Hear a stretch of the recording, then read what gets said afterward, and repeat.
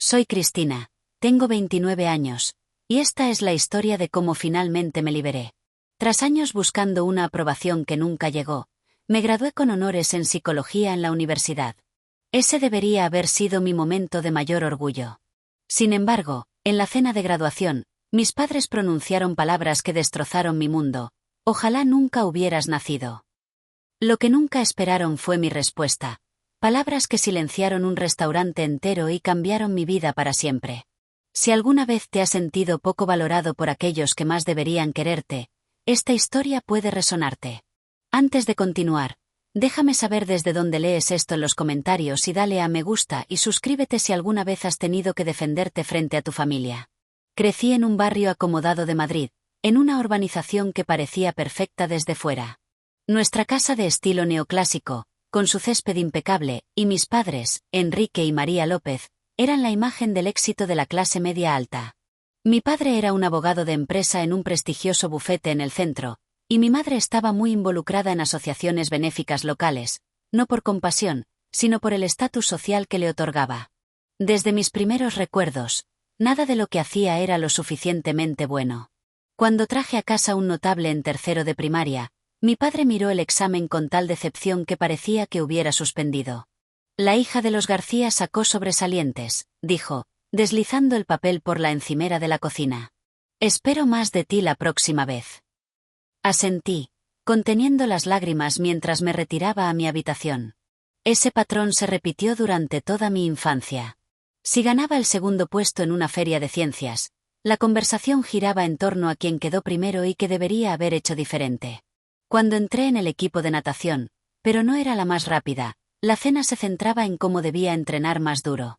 Siempre había alguien mejor, siempre una meta más alta que no lograba alcanzar. Mi padre tenía una visión muy específica para mi futuro: medicina, derecho o empresa.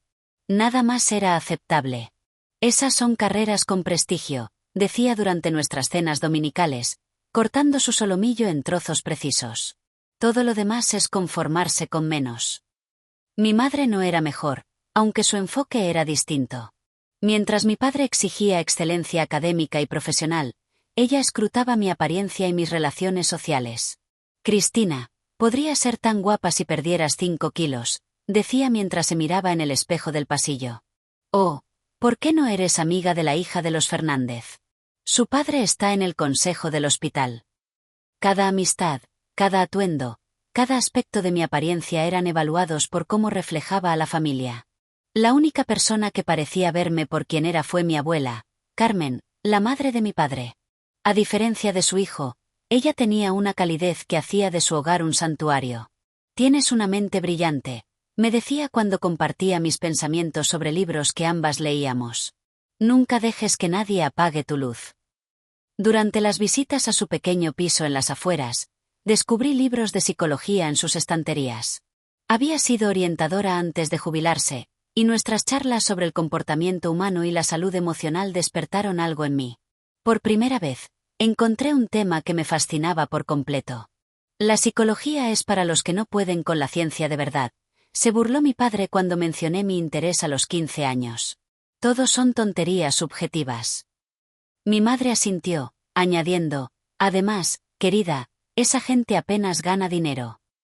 A pesar de su rechazo, devoré libros de psicología en secreto, escondiéndolos bajo mi colchón como si fueran contrabando. Cuando llegó el momento de las solicitudes universitarias, me presenté a programas de psicología a pesar de la insistencia de mis padres en carreras de derecho o medicina. Esto provocó la mayor pelea que jamás tuvimos. No vamos a pagar por un título inútil, gritó mi padre, rojo de ira. No cuando tienes la capacidad de hacer algo que valga la pena. La psicología vale la pena, respondí, manteniendo mi posición por primera vez. La gente necesita ayuda para entenderse a sí misma y a los demás. La gente necesita dejar de quejarse y recomponerse, replicó él. Esta discusión ha terminado. Pero no lo estaba. Mi abuela Carmen intervino, ofreciéndose a ayudar con la matrícula. Tu futuro te pertenece a ti, no a tus padres, me dijo mientras tomábamos té en su pequeña cocina. Estudia lo que te llame el corazón. Mis padres accedieron a regañadientes, pero su desaprobación era evidente. Cada vacación estaba llena de comentarios velados sobre carreras de verdad y desperdiciar potencial. Durante mi segundo año, Carmen falleció inesperadamente. Quedé devastada, perdiendo no solo a mi abuela, sino a mi única aliada verdadera en la familia. Me dejó una modesta herencia que ayudó con los costos de la matrícula, junto con una carta que aún conservo. Tu compasión es tu fuerza, escribió. El mundo necesita más corazones como el tuyo.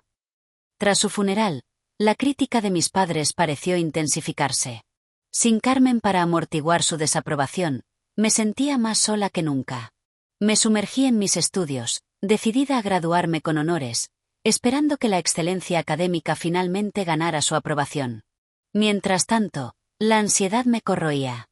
Comencé a tener ataques de pánico antes de las visitas familiares, mi estómago revuelto por el temor a las críticas inevitables. Para mi último año, había desarrollado mecanismos de afrontamiento, respiración profunda, autoafirmaciones positivas, buscar apoyo en los pocos amigos que entendían. Pero la necesidad profunda de la aprobación parental nunca desapareció del todo. A pesar de todo, una parte infantil de mí aún esperaba que algún día me vieran, realmente me vieran, y estuvieran orgullosos de quien me había convertido. Mi experiencia universitaria en la Complutense de Madrid fue transformadora, a pesar de la sombra que mis padres proyectaban sobre ella. Por primera vez, me vi rodeada de personas que valoraban las ideas y la conversación sin un juicio constante. Mi compañera de piso, Laura, estudiaba periodismo y tenía una franqueza refrescante que admiré de inmediato. Tus padres suenan a pesadilla, dijo sin rodeos tras escuchar sobre una visita navideña particularmente desagradable. Sabes que eso no es normal, ¿verdad?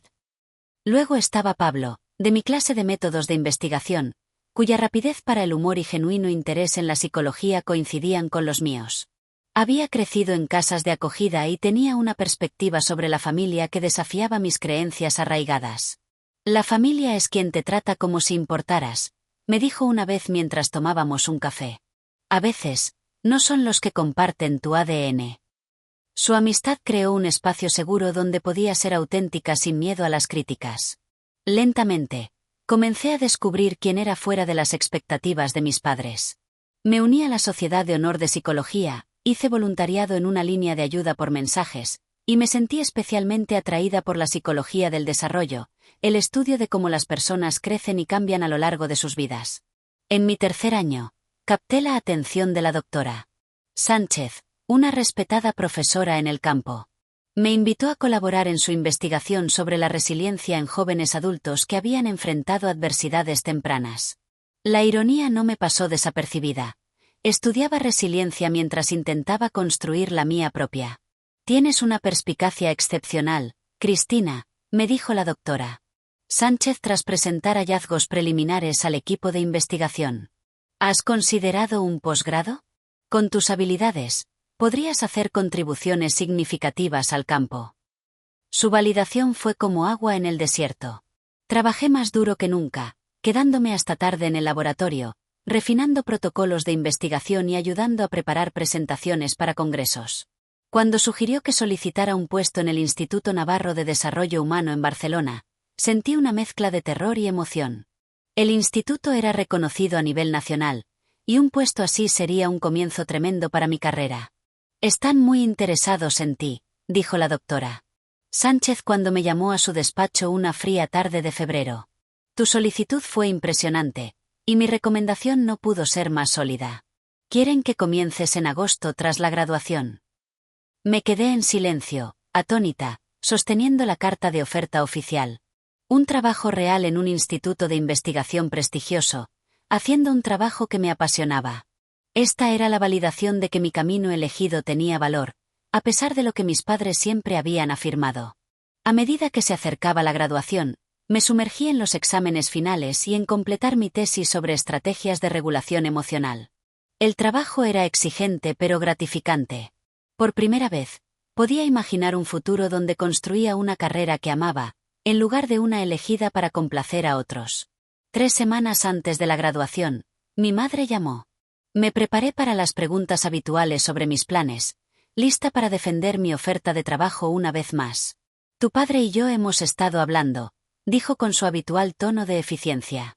Nos gustaría asistir a tu ceremonia de graduación. Casi se me cae el teléfono. En conversaciones previas, habían sido vagos sobre si vendrían, citando agendas ocupadas y la incomodidad del viaje desde Madrid a la universidad. De verdad, no pude evitar el tono de sorpresa. Por supuesto, querida. Es un hito, después de todo, y tu padre tiene contactos. Le gustaría que conocieras a personas que podrían ayudarte a encontrar un puesto más adecuado que ese asunto de investigación. Debería haber reconocido la agenda detrás de su repentino interés, pero la esperanza nubló mi juicio. Tal vez estaban empezando a aceptarme. Quizás verme graduar con honores les haría darse cuenta de que la psicología era un campo legítimo y que tenía un talento digno de respeto. Con un optimismo renovado, me lancé a los preparativos de la graduación. Compré un vestido nuevo, azul marino, sofisticado pero elegante. Hice reservas para la cena, limpié mi piso obsesivamente por si querían verlo, y ensayé formas de presentar mi oferta de trabajo en términos que pudieran impresionarlos. Vienen de verdad, le dije a Laura mientras probábamos nuestras togas de graduación en nuestro piso. Tal vez las cosas sean diferentes ahora. Laura parecía escéptica, pero me apoyó. Solo recuerda quién eres, dijo, ajustándome la birreta. No importa lo que digan o hagan. La noche antes de la graduación, no pude dormir, imaginando escenarios donde mi padre me estrecharía la mano con genuino orgullo, donde mi madre me abrazaría sin rigidez, donde finalmente dirían las palabras que tanto anhelaba: estamos orgullosos de ti. La fantasía era tan vívida que casi podía creer que ocurriría. Llegó la mañana con un sol radiante y mariposas en el estómago. Mientras me maquillaba cuidadosamente y me peinaba, sentía que me preparaba para la entrevista de trabajo más importante de mi vida. Porque, en cierto modo, aún intentaba ser contratada como la hija que podrían amar incondicionalmente. La mañana de la graduación llegó con un perfecto clima primaveral madrileño, con el sol calentando los edificios históricos del campus y una suave brisa moviendo las hojas. Me desperté temprano, demasiado nerviosa para dormir, y dediqué tiempo extra a prepararme. Mi vestido azul marino estaba planchado y listo, y dispuse los cordones de honor que había ganado con mis logros académicos. Hoy es el día en que finalmente me verán, susurré a mi reflejo mientras aplicaba rímel con mano temblorosa. Laura llamó a mi puerta. Tu carruaje te espera, casi cum laude, bromeó, aunque no era exactamente la primera de la clase, solo graduada cum laude. Llegamos al auditorio del campus 2 horas antes, como se nos había indicado. El lugar ya estaba lleno de graduados emocionados ajustando birretas y tomando fotos. Envié un mensaje a mis padres para indicarles dónde podían encontrar asientos con buena vista. Ya estamos aquí, respondió mi madre. Tu padre quería asegurarse de que tuviéramos sitios adecuados. Los vi en la zona de espera para familias. Mi padre, con un traje gris antracita que gritaba éxito corporativo. Mi madre, con un vestido y chaqueta color crema, su collar de perlas reflejando la luz. Parecían asistir a un evento de negocios más que a la graduación de su hija. Lo lograron, dije, acercándome con una sonrisa esperanzada. El tráfico fue más ligero de lo esperado, respondió mi padre, mirando su reloj. La ceremonia empieza a las 10, ¿correcto? Tengo llamadas programadas para esta tarde. Ni un abrazo, ni un estás guapa o estamos orgullosos. Solo preocupación por su agenda. Sí, a las 10, confirmé, con mi sonrisa titubeando. Durará unas 2 horas. 2 horas para que todos desfilen por un escenario, suspiró mi madre. Podrían enviar los diplomas por correo y ahorrar tiempo a todos. Tragué mi decepción. Debería ir a alinearme con mi departamento. Nos vemos después en el edificio de psicología para las fotos. Asintieron, y me alejé, recordándome que el día aún era joven. Todavía había tiempo para que las cosas cambiaran. La ceremonia en sí fue un torbellino de emociones. Sentada entre mis compañeros de psicología, sentí un orgullo inmenso cuando llamaron a nuestro departamento y nos pusimos de pie juntos. Cruzar ese escenario, escuchar mi nombre anunciado seguido de cum laude, sostener mi diploma. Esos momentos se sintieron monumentales. Busqué a mis padres en la 10ª fila mientras cruzaba el escenario. Por un breve instante, creí ver un destello de orgullo en el rostro de mi padre mientras levantaba la mano en un pequeño saludo, pero desapareció tan rápido que pudo ser mi imaginación.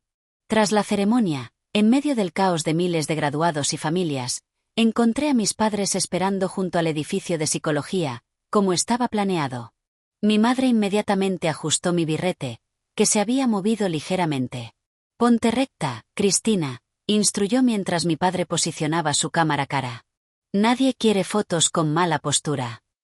Tomamos las fotos obligatorias, yo sosteniendo mi diploma, yo con cada padre por separado, una foto familiar que un estudiante que pasaba capturó para nosotros. Durante todo el proceso, sus cumplidos fueron superficiales en el mejor de los casos. «La ceremonia estuvo bien organizada», comentó mi padre. «Tu pelo luce bien recogido así», añadió mi madre. Ni un felicidades ni un estamos orgullosos. Solo comentarios sobre logística y apariencia. Mientras caminábamos hacia el parking, mi padre me sorprendió diciendo: «Pensamos llevarte a cenar para celebrar. Hay un restaurante francés en el centro, Le Chateau. Dicen que la comida es excelente». Le Chateau era uno de los restaurantes más caros de la ciudad, del tipo que mis padres reservaban para cenas de negocios o aniversarios, nunca para mí. «Suena maravilloso», respondí, con la esperanza renaciendo. Tal vez esta cena elegante era su forma de mostrar que les importaba, de marcar la ocasión como especial. «Hice reservas para las 6:30», continuó mi padre. «Podemos encontrarnos allí si necesitas cambiarte o refrescarte». «No, iré con vosotros», dije rápidamente, no queriendo separarme ahora que las cosas parecían mejorar. «Mi vestido está bien para el restaurante, ¿verdad?» Miré mi atuendo cuidadosamente elegido. Mi madre me echó un vistazo rápido. «Servirá», dijo con un pequeño asentimiento que decidí interpretar como aprobación. El trayecto al restaurante estuvo lleno de lo que en nuestra familia pasaba por una conversación agradable. Mi padre hablaba de un caso que había ganado recientemente. Mi madre discutía sobre una gala benéfica que estaba ayudando a organizar. Esperé a que preguntaran por mis planes, por la oferta de trabajo que había aceptado, pero no lo hicieron. Aún así, mantuve el optimismo mientras llegábamos al aparcamiento con servicio de valet del restaurante. Le Chateau era todo lo que su reputación prometía: lámparas de araña de cristal, manteles blancos impecables, camareros con atuendo formal y un ambiente silencioso de exclusividad. El maitre reconoció a mi padre de inmediato. «Señor López, bienvenido de nuevo. Su mesa está lista, la mejor de la casa, como solicitó». Nos llevaron a una mesa en la esquina cerca de las ventanas, con una excelente vista del restaurante y de la ciudad más allá. Mi padre pidió champán sin consultar el menú, y sentí una pequeña emoción al ser tratada como una adulta digna de celebración. Cuando llegó el champán, mi padre levantó su copa. «Por la graduación», dijo simplemente. «No por Cristina ni por tus logros, solo por el evento en sí».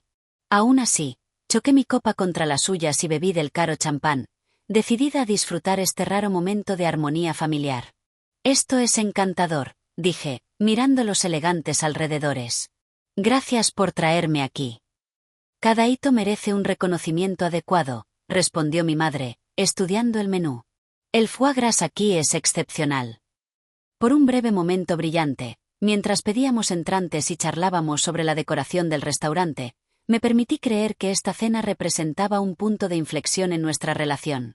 Tal vez mi graduación había demostrado finalmente mi valor para ellos. Quizás ahora, por fin, recibiría la validación que tanto había anhelado. Llegaron los entrantes, vieiras selladas para mi madre, caracoles para mi padre y una ensalada de queso de cabra para mí. Mientras comenzábamos a comer, mi padre preguntó por otros graduados de mi programa. «¿Estaba la hija de los Fernández en tu departamento, la hija de Marta?» «Carmen Fernández estudió empresariales, no psicología», respondí, habiéndola conocido solo una vez en un evento universitario. «Chica lista», asintió mi padre con aprobación. «Empresariales abre puertas. Imagino que ya tiene varias ofertas». Respiré hondo, viendo mi oportunidad. En realidad, tengo buenas noticias sobre mi trabajo. El puesto en el Instituto Navarro. «Sí, ese lugar de investigación», interrumpió mi madre, agitando su tenedor con desdén. «¿Qué harás exactamente allí? Archivar papeles y hacer café». «No, madre», dije, manteniendo la compostura. «Seré asociada de investigación, trabajando directamente con el Dr. Vidal en un estudio longitudinal sobre el desarrollo emocional en la adolescencia. Mi padre dejó su tenedor. ¿Y la compensación? ¿Cuánto gana una asociada de investigación hoy en día? Compartí la cifra del salario, que en realidad era bastante respetable para un puesto inicial en mi campo. Mi padre bufó. Eso es lo que ganan nuestros asistentes legales junior, y ellos tienen potencial de ascenso. Yo también tengo potencial de ascenso, contraataqué. Este puesto puede llevar a... Cristina, interrumpió mi madre. Parece que has ganado peso desde la última vez que te vimos. Todo ese estudio y comer por estrés, supongo. Realmente deberías tener cuidado. Nadie toma en serio a una mujer con sobrepeso en entornos profesionales. El cambio abrupto de tema era una táctica familiar diseñada para desequilibrarme y reafirmar su control sobre la conversación. Sentí mis mejillas arder, pero me obligué a tomar un sorbo de agua en lugar de responder al anzuelo. El instituto es muy respetado, continué, decidida a hacerles entender el valor de mi oportunidad. Sus investigaciones han influido en políticas educativas en todo el país. ¿Política?, repitió mi padre con un leve desprecio. Política y papeleo. Podrías haber sido cirujana, Cristina, o abogada de empresa. Tenías las notas, la inteligencia. En cambio, pasarás tus días preguntando a la gente por sus sentimientos. Llegaron los platos principales. Solomillo para mi padre, lubina para mi madre y pato asado para mí. El momento proporcionó un breve respiro de las críticas, pero no duró mucho. Nos encontramos con los Martínez la semana pasada, dijo mi madre mientras cortaba delicadamente su pescado. Su hijo acaba de terminar su primer año en medicina en la Autónoma, el mejor de su clase. Bien por él, respondí, intentando mantener un tono neutral. Estaba en tus clases de bachillerato avanzado, ¿verdad?, preguntó mi padre, aunque sabía perfectamente que sí. Mismas oportunidades, pero él eligió aplicarse a algo sustancial. Cada palabra se sentía como un pequeño corte. Había graduado con honores, asegurado un puesto en una institución respetada y estaba a punto de comenzar una carrera que me apasionaba. Sin embargo, a sus ojos, había fracasado porque no elegí el camino que ellos querían. La psicología es sustancial, dije, luchando por mantener la voz firme. Entender el comportamiento humano y el desarrollo emocional tiene aplicaciones en el mundo real. Mi investigación podría ayudar a identificar estrategias de intervención temprana para jóvenes en riesgo. Mi padre tomó un largo sorbo de su vino antes de responder. Tu madre y yo hemos sido pacientes, Cristina. Te permitimos seguir este interés tuyo. Pensamos que tal vez entrarías en razón antes de la graduación. Que te darías cuenta de las limitaciones que te estabas imponiendo. No es una limitación seguir tu pasión, repliqué. Pasión, suspiró mi madre, como si la palabra misma fuera desagradable. La pasión no paga hipotecas ni construye fondos de jubilación. Las decisiones prácticas sí lo hacen. La conversación continuó en esa línea durante todo el plato principal. Mis intentos de explicar mi elección de carrera se encontraron con desdén o burla. Sentí que me encogía en mi asiento, la vieja sensación familiar de insuficiencia cubriéndome como una sombra fría. Cuando el camarero recogió nuestros platos, mi padre pidió otra botella de vino sin preguntar si alguien la quería. Cuando llegó, levantó su copa en lo que parecía otro brindis. Mi corazón se alzó ligeramente. Tal vez, a pesar de sus críticas, aún estaban orgullosos de mí de alguna manera.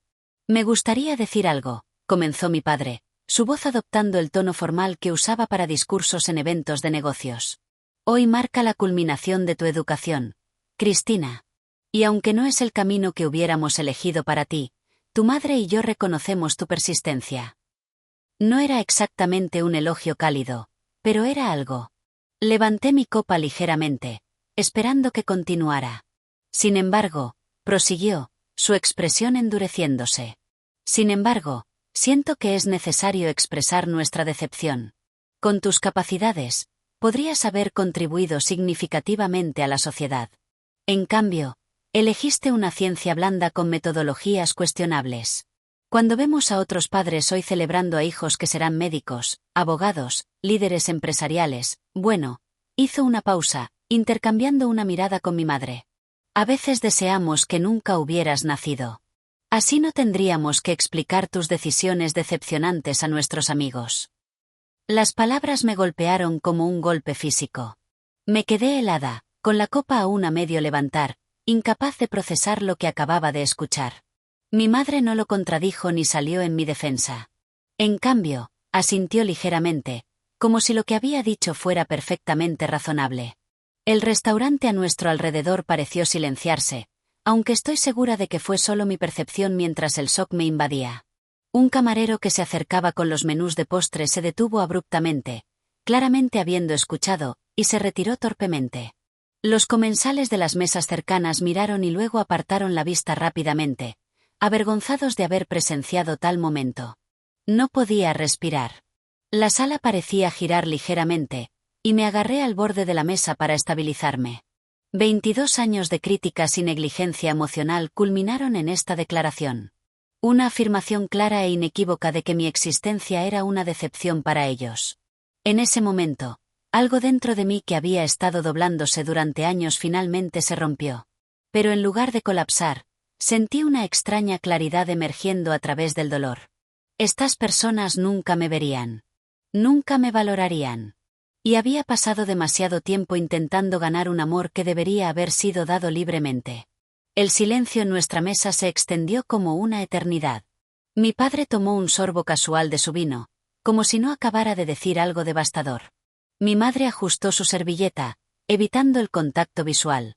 A nuestro alrededor, el restaurante había retomado su zumbido normal de conversación, pero varios comensales cercanos aún lanzaban miradas preocupadas. Puse mi copa con un movimiento controlado, sintiéndome extrañamente tranquila a pesar del terremoto que ocurría dentro de mí. Mis manos, que deberían haber estado temblando, estaban firmes. Con movimientos deliberados, coloqué mi servilleta junto a mi plato y me levanté lentamente. Ambos padres me miraron, mi padre con irritación, mi madre con confusión. Cristina, no hemos terminado la cena, dijo ella, como si ese fuera el problema en cuestión. Los miré a ambos. Estas dos personas que me trajeron al mundo pero nunca me vieron realmente. Cuando hablé, mi voz fue clara y firme, sorprendiéndome incluso a mí misma. Si eso es lo que deseáis, entonces consideradme como si nunca hubiera existido. Vivid vuestras vidas como si nunca hubiera habido una hija llamada Cristina. Todo el restaurante se quedó en silencio. Un camarero dejó caer una cuchara en algún lugar, el ruido casi cómico en la atmósfera callada.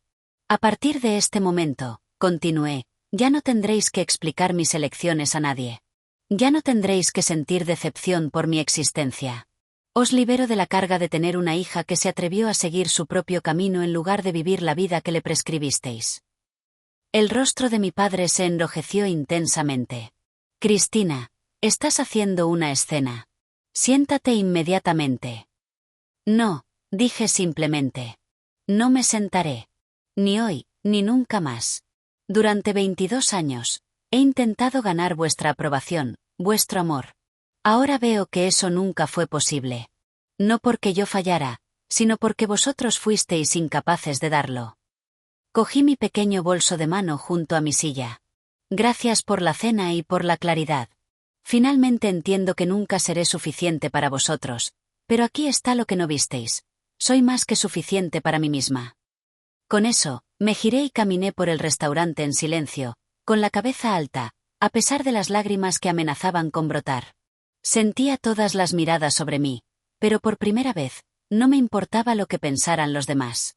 Ni los otros comensales, ni el personal, y especialmente no mis padres. No fue hasta que llegué a mi coche en el parking que mi compostura se quebró. Mis manos temblaban tanto que no podía meter la llave en el contacto.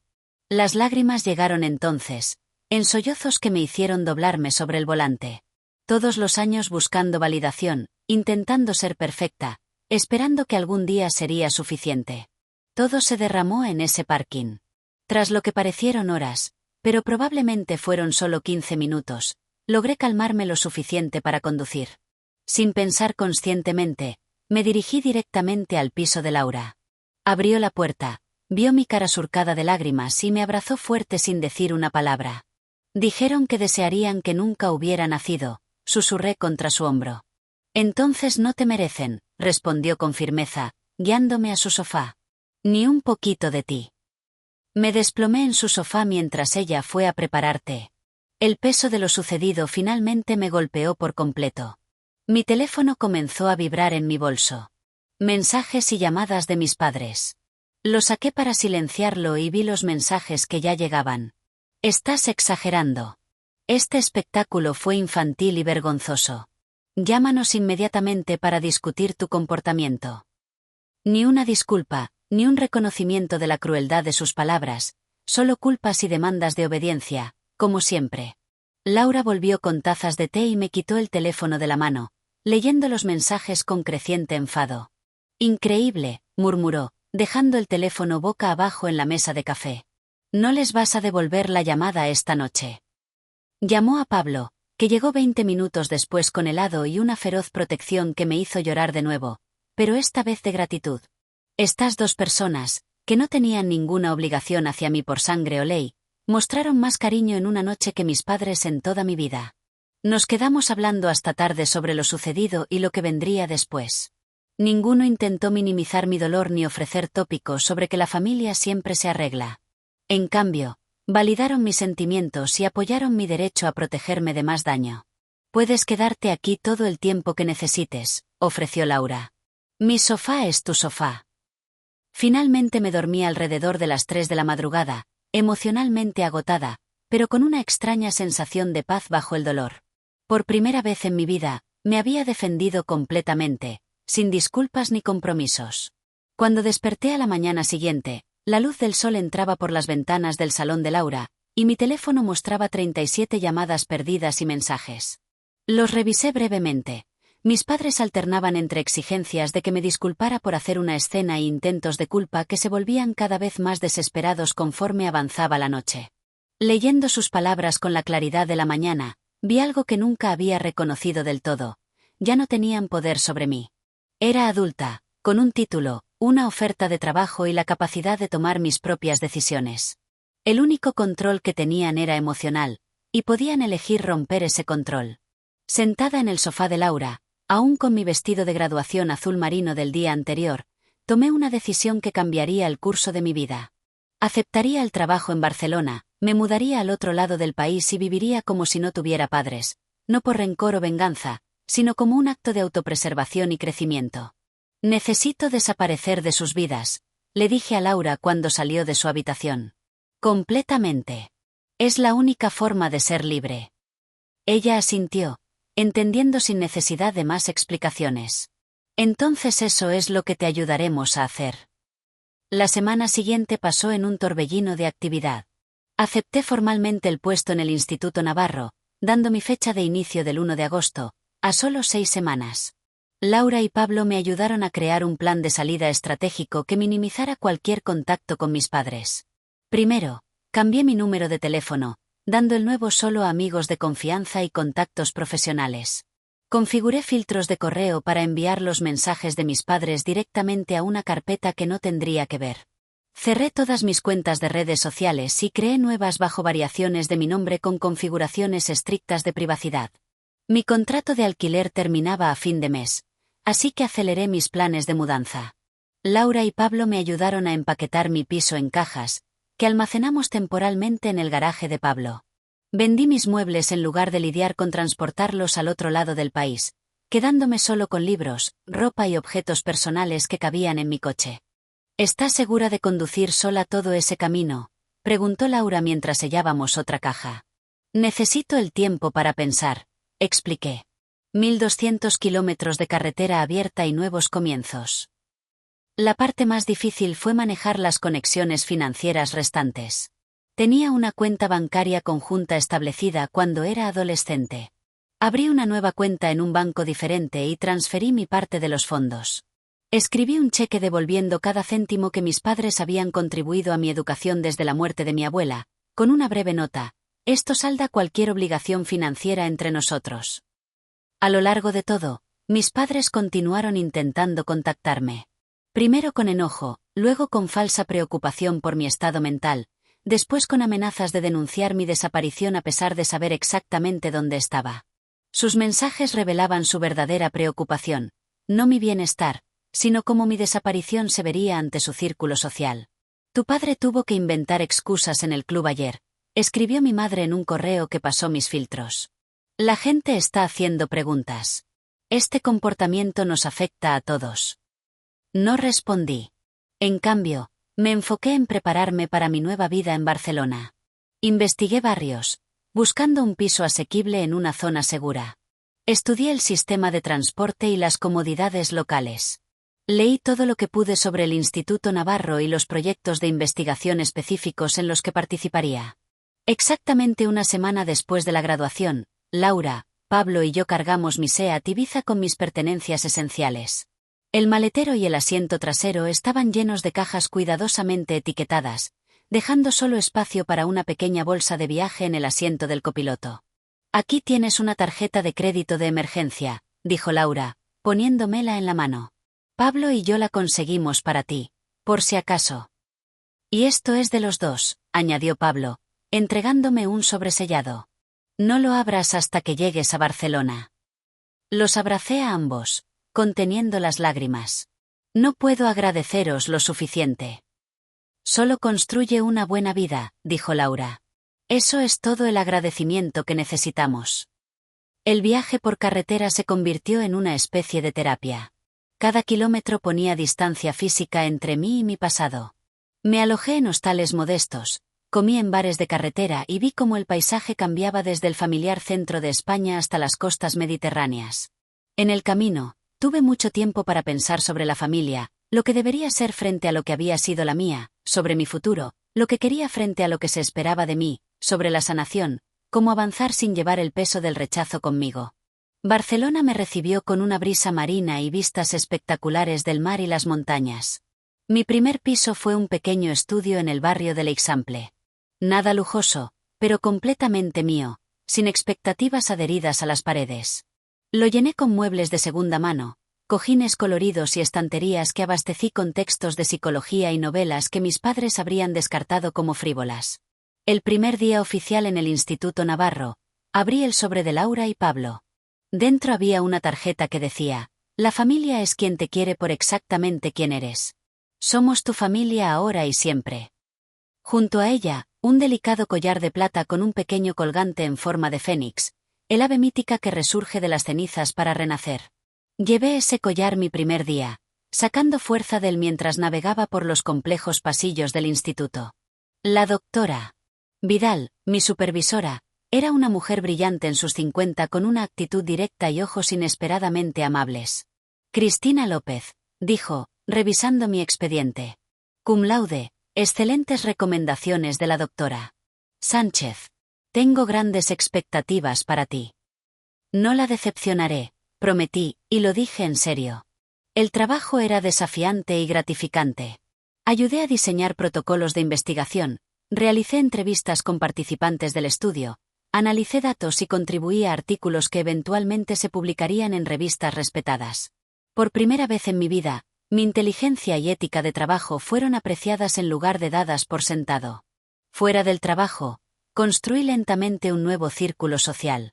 Mi vecina Sofía, una diseñadora gráfica con una risa contagiosa, me invitó a un club de lectura. Allí conocí a Marcos, un profesor de literatura de instituto con ojos reflexivos y una confianza tranquila que me resultó intrigante. Ninguno de los dos sabía nada de mi pasado, y encontré liberador ser conocida solo por la persona en la que me estaba convirtiendo, no por la hija que nunca fue suficiente. 6 meses pasaron sin contacto con mis padres. Eventualmente dejaron de llamar a mi antiguo número y enviar correos cuando no recibieron respuesta. A través de un amigo común de la familia, supe que decían a la gente que había tenido algún tipo de crisis tras la graduación y necesitaba tiempo para ordenarme. Ese mismo amigo informó que parecían más preocupados por manejar las apariencias que por mi bienestar real. Comencé a ver a una terapeuta, la doctora Gómez, especializada en trauma familiar. Nuestras sesiones semanales eran a menudo dolorosas pero esclarecedoras. Lo que tus padres te dijeron fue abuso emocional, afirmó claramente en una sesión. Y por lo que has descrito, fue parte de un patrón de toda la vida. A veces aún siento culpa por cortar con ellos completamente, admití. La culpa es común en hijos de padres emocionalmente inaccesibles, explicó. Fuiste condicionada a creer que su felicidad y comodidad eran tu responsabilidad, pero ellos eran los padres. Tu bienestar debería haber sido su prioridad, no al revés. Trabajando con la doctora Gómez, comencé a entender cómo el trato de mis padres me había afectado profundamente. Mi perfeccionismo, mi ansiedad, mi tendencia a disculparme por ocupar espacio. Reconocer estos patrones fue el primer paso para cambiarlos. La primera temporada navideña lejos de mi familia trajo desafíos inesperados. La Navidad y el Día de Reyes nunca habían sido particularmente cálidos en nuestro hogar, pero eran tradiciones familiares. Ahora las enfrentaba sola, a 1200 kilómetros de cualquiera que hubiera conocido por más de unos meses. Sofía notó mi ánimo decayendo cuando llegó noviembre. Las primeras fiestas son las más duras, dijo, aunque no le había contado mi situación. Ven al Día de Acción de Gracias de mi familia. Mi madre siempre cocina para un regimiento, y tenemos una estricta política de no hacer preguntas a los que llegan. Acepté agradecida y me encontré en una reunión familiar caótica y amorosa que no se parecía en nada a las comidas navideñas formales y tensas de mi infancia. Los padres de Sofía discutían amistosamente sobre la forma correcta de cortar el pavo. Sus hermanos contaban historias embarazosas unos de otros. Su abuela insistía en segundas raciones para todos. Nadie preguntó por mi familia ni por qué no estaba con ellos. Para Navidad, Marcos me invitó a unirme a un grupo de amigos para lo que llamaban Navidad de los Inadaptados, una reunión de personas que, por diversas razones, no estaban con su familia biológica en las fiestas. Intercambiamos regalos baratos pero pensados, jugamos a juegos de mesa y cantamos villancicos desafinados. No era perfecto, pero era cálido y genuino. Lentamente, estaba construyendo nuevas tradiciones y conexiones. Mi trabajo en el instituto iba excepcionalmente bien. Había recibido mi primera promoción tras solo un año, convirtiéndome en coordinadora de investigación con más responsabilidad y mejor salario.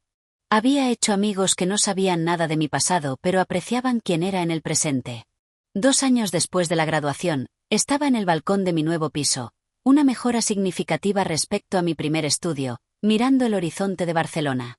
Llevaba el collar de Fénix de Laura y Pablo, que seguían siendo amigos incondicionales a pesar de la distancia. Hablábamos por videollamada regularmente, y hasta habían volado a visitarme una vez. «Pareces diferente», observó Laura durante esa visita. «Más segura». «Soy diferente», respondí. «Me estoy convirtiendo en quien siempre debí ser». De pie en ese balcón, 2 años después de la cena que lo cambió todo, me di cuenta de una verdad importante. Al desear que nunca hubiera nacido, mis padres, sin saberlo, me habían liberado para renacer como la persona que elegí ser, no la que intentaron forzar que me convirtiera. El correo llegó un martes cualquiera, casi 2 años y medio después de que salí del Echató y de la vida de mis padres. El asunto decía simplemente: necesitamos hablar. Mi padre había obtenido de alguna manera mi correo laboral, que estaba listado públicamente en la web del Instituto Navarro. El mensaje era breve: tu madre y yo estaremos en Barcelona el próximo fin de semana para una conferencia médica. Nos gustaría reunirnos contigo. Por favor, responde con una hora y lugar. Sin disculpas, sin reconocimiento de lo sucedido, solo la expectativa de que cumpliría, como siempre lo había hecho antes. Me quedé mirando la pantalla, con el corazón acelerado, insegura de cómo responder o si debía hacerlo. La vida que había construido en Barcelona se sentía de repente frágil, como si su mera presencia en la misma ciudad pudiera romper mi corazón en pedazos. Reenvié el correo a la doctora Gómez y pedí una sesión de emergencia esa noche. Me hizo un hueco a las 7 tras sus citas habituales. No les debes una reunión, me recordó mientras estaba ansiosa en su consulta. Tus límites son válidos y necesarios. Lo sé, dije. Pero una parte de mí piensa que si no los veo, seguirán teniendo poder sobre mí. Como si aún estuviera huyendo, aún tuviera miedo. Discutimos las opciones, los posibles resultados y, lo más importante, lo que necesitaba para proteger mi bienestar. Si decides encontrarte con ellos, aconsejó la doctora Gómez, hazlo en tus términos. Un lugar público, un límite de tiempo, límites claros y ten apoyo listo después. Tras una cuidadosa consideración, respondí al correo de mi padre: os encontraré en la cafetería Westlack el sábado a las 11 de la mañana. Solo puedo quedarme 30 minutos. La cafetería era lo suficientemente concurrida para ser pública, pero lo bastante tranquila para conversar. Estaba cerca del piso de Marcos, donde planeaba ir inmediatamente después. Tanto Sofía como Marcos sabían lo que estaba pasando y habían prometido estar disponibles si los necesitaba. Cuando llegó el sábado, me vestí cuidadosamente con un atuendo profesional que me hacía sentir segura. Pantalones grises oscuros, una blusa de seda azul y el collar de fénix para darme valor. Llegué 15 minutos antes para elegir una mesa en la esquina donde pudiera ver la puerta. Entraron exactamente a las 11, pareciendo más mayores de lo que recordaba, pero por lo demás sin cambios. Mi padre, con un atuendo business casual que probablemente costaba más que mi alquiler mensual. Mi madre, con un vestido de diseño y su collar de perlas. Me vieron de inmediato y se acercaron, mi padre liderando con pasos decididos. Cristina, dijo, extendiendo su mano como si fuera una reunión de negocios. ¿Te ves bien? Le di la mano brevemente, pero no me levanté para el abrazo que mi madre parecía esperar. Por favor, sentaos, dije, señalando las sillas frente a mí. ¿Queréis un café? Ya pedimos en la barra, respondió mi madre, sus ojos escaneándome críticamente. Haber perdido peso. Por supuesto, esa sería su primera observación. ¿Cómo encontrasteis mi correo laboral?, pregunté, saltándome las cortesías. Tu padre tiene contactos, respondió vagamente. Hemos intentado contactarte durante algún tiempo. No me estaba escondiendo, dije. Simplemente elegí no estar en contacto. Cayó un silencio incómodo. Mi padre carraspeó. Tu comportamiento ha sido muy angustiante para tu madre. La forma en que abandonaste esa cena, cortando todo contacto, fue inmaduro y hiriente. Sentí una rabia familiar creciendo, pero mantuve mi voz firme. ¿Recordáis lo que me dijisteis en esa cena? Mi padre agitó la mano con desdén. Todos decimos cosas que no queremos en el calor del momento. Me dijisteis que deseabais que nunca hubiera nacido, afirmé claramente. Eso no fue un momento de calor. Fue la culminación de una vida de críticas y amor condicional. Estás exagerando, intervino mi madre. Siempre hemos querido lo mejor para ti. No, la corregí. Siempre habéis querido lo que creéis que es mejor para vosotros mismos. Una hija que refleje bien en vosotros, que tome decisiones de las que podáis presumir ante vuestros amigos, no una hija que sea auténtica y feliz. El camarero llamó sus nombres, y mi padre fue a recoger sus bebidas. Mi madre se inclinó hacia adelante. Esta pequeña rebelión ha durado bastante, Cristina. La gente está haciendo preguntas. Tu padre ha tenido que inventar excusas en su bufete. Nos afecta a todos. Y ahí estaba, su verdadera preocupación. No mi bienestar, sino su imagen. Cuando mi padre regresó y colocó sus elaborados cafés en la mesa, decidí ser directa. ¿Por qué estáis aquí realmente? ¿Qué queréis de mí? Intercambiaron miradas. Queremos que las cosas vuelvan a la normalidad, dijo mi padre. La familia debería estar en contacto. Las fiestas han sido incómodas sin ti. Incómodas, repetí. No tristes ni incompletas. Incómodas. No quise decir eso, retrocedió. Creo que es exactamente lo que quisiste decir, respondí. Y ese es el problema. Nunca fui una persona para vosotros, solo una extensión de vosotros mismos, un reflejo de vuestras expectativas. Cuando elegí mi propio camino, me convertí en una molestia, una vergüenza. Eso es injusto, protestó mi madre débilmente. ¿Lo es?, pregunté. Habéis estado aquí 5 minutos y no habéis preguntado ni una vez por mi vida, mi trabajo, mi felicidad. Solo habéis mencionado cómo mi ausencia os afecta. Parecían desconcertados, como si esta perspectiva nunca se les hubiera ocurrido. He construido una vida aquí, continué. Una buena vida. Tengo amigos que me valoran por quien soy, no por lo que logro. Tengo un trabajo que me importa y que hace una diferencia en el mundo. Tengo paz. Seguimos siendo tus padres, dijo mi padre, con un tono que alguna vez me habría silenciado de inmediato. La biología os hizo mis padres, reconocí. Pero elegisteis no ser mi familia. La familia apoya. La familia acepta. La familia ama incondicionalmente. Vosotros no hicisteis ninguna de esas cosas. Los ojos de mi madre se llenaron de lágrimas, la primera emoción genuina que le veía en años. Te queremos, Cristina, a nuestra manera.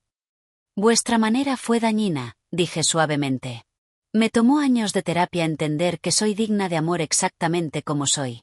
No por mis logros o cumplimiento, sino simplemente por ser yo. Mi padre se movió incómodo. Terapia, murmuró. Siempre buscando a alguien a quien culpar. No os culpo por quienes sois, aclaró. Os hago responsables por vuestras acciones y me protejo de más daño. Miré mi reloj. Habían pasado 20 minutos. Me quedan 10 minutos. Si hay algo significativo que queráis decir, ahora es el momento. Mi franqueza pareció desconcertarlos. Habían venido esperando a la hija complaciente que habían controlado durante años, o tal vez una confrontación airada que podrían descartar como inestabilidad emocional. Mi calma y claridad los dejó sin sus guiones habituales. Tras una larga pausa, mi padre habló. ¿Qué haría falta para restablecer el contacto? Era una pregunta transaccional, típica de él, pero al menos era honesta. Primero, un reconocimiento genuino del daño hecho, no solo en esa cena, sino a lo largo de mi vida, dije. Segundo, respeto por mis límites y elecciones de ahora en adelante. Tercero, disposición para construir una nueva relación basada en el respeto mutuo, no en la autoridad y la obediencia. ¿Y si no podemos cumplir esas condiciones?, preguntó mi madre en voz baja.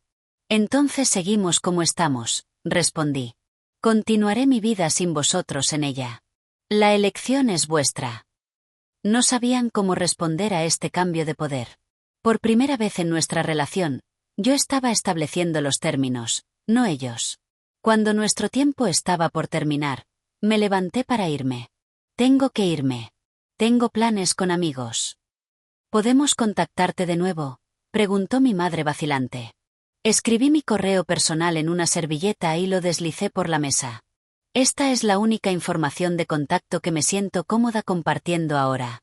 Si decidís que podéis cumplir mis condiciones, podéis contactarme aquí. Pero entendido, no responderé a manipulaciones, culpas o exigencias. Salí de la cafetería sintiéndome más ligera de lo esperado. No hubo una reconciliación dramática, ni disculpas llorosas ni promesas de cambio. Pero había dicho mi verdad con calma y claridad, y por una vez, ellos habían tenido que escuchar. Marcos me esperaba en su piso con comida reconfortante y sin presión para hablar hasta que estuviera lista. Cuando finalmente compartí lo sucedido, escuchó atentamente. ¿Estás bien?, preguntó cuando terminé. Sorprendentemente, sí, respondí. Durante tanto tiempo, tuve miedo de enfrentarlos. Miedo de que aún tuvieran poder sobre mí. Pero no lo tienen. Ya no. En los meses siguientes, mis padres hicieron intentos torpes e imperfectos de comunicación. Un correo reconociendo que tal vez habían sido demasiado críticos a veces. Una tarjeta de cumpleaños con un cheque regalo y una nota incómoda sobre estar orgullosos de mi dedicación. Pequeños pasos que mostraban que al menos intentaban entender lo que necesitaba, aunque no fueran completamente capaces de proporcionarlo. Mantuve límites firmes, respondiendo solo a intentos genuinos de conexión e ignorando cualquier cosa que pareciera manipuladora o controladora. A veces pasaban semanas sin contacto. Estaba bien con eso. La relación, tal como era, existía ahora en mis términos. Mientras tanto, mi vida seguía floreciendo. Mi investigación sobre la resiliencia emocional en la adolescencia fue seleccionada para publicarse en una revista importante. Desarrollé amistades cercanas con personas que apreciaban mi sensibilidad en lugar de verla como una debilidad. Mi relación con Marcos se profundizó en algo significativo y de apoyo, construida sobre el respeto mutuo y el afecto genuino. La sanación seguía en curso. Todavía había días en que las viejas inseguridades surgían, cuando cuestionaba mi valía o buscaba validación externa. Pero esos días eran cada vez menos frecuentes a medida que aprendía a reconocer mi propio valor aparte de la aprobación de los demás. 3 años después de esa devastadora cena de graduación, estaba en un estrado presentando los hallazgos de mi investigación en un congreso nacional. Mientras hablaba con confianza sobre la importancia de la validación emocional en el desarrollo saludable, Vi el colgante de Fénix descansando contra mi clavícula y sonreí ligeramente ante el simbolismo. El viaje desde aquel restaurante hasta este estrado había sido largo y a menudo doloroso. Pero como el Fénix, había emergido de las cenizas del rechazo más fuerte y auténtico que antes. Las palabras que pretendían destruirme, ojalá nunca hubieras nacido, habían sido, en cambio, el catalizador de mi renacimiento. Lo que aprendí a través de todo esto fue algo que ahora comparto con los jóvenes en mis estudios de investigación. Tu valor es inherente, no ganado. Tu valía no depende de la capacidad de alguien más para verla. Y a veces, la familia que eliges importa más que la familia en la que naces. ¿Alguna vez has tenido que establecer límites con familiares que no aceptaban tus elecciones? Me encantaría escuchar tus historias en los comentarios. Si esto te resonó, por favor, dale a me gusta y suscríbete para escuchar más historias sobre encontrar fuerza a través de dinámicas familiares difíciles. Y si conoces a alguien que podría necesitar escuchar este mensaje de esperanza y autoestima, comparte esta historia con ellos. Gracias por leer mi historia. Y recuerda, eres digno de amor exactamente como eres.